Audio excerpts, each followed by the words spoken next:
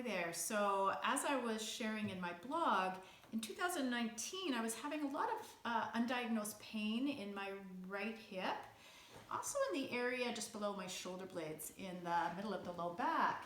And we just couldn't seem to get to the bottom of the problem.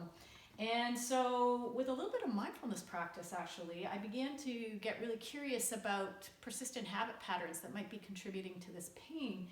And I think the computer is the culprit because I have a habit pattern of crossing my legs and not very yoga-like, but a little bit of a twist as I'm peering into the computer.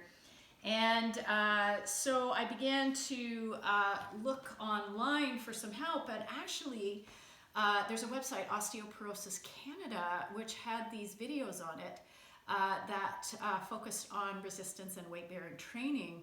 And I picked up some weights, a cowbell, a TheraBand, and I began to regularly do some of these practices at home. You could do this on a step, but I got a little stool here.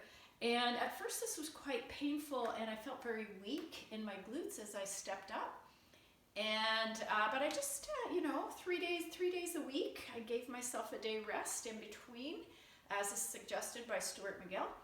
So, and over time, gradually, my hip pain is starting to resolve. There were other exercises that we will be covering, both for the lower body and the upper body, that I also learned about.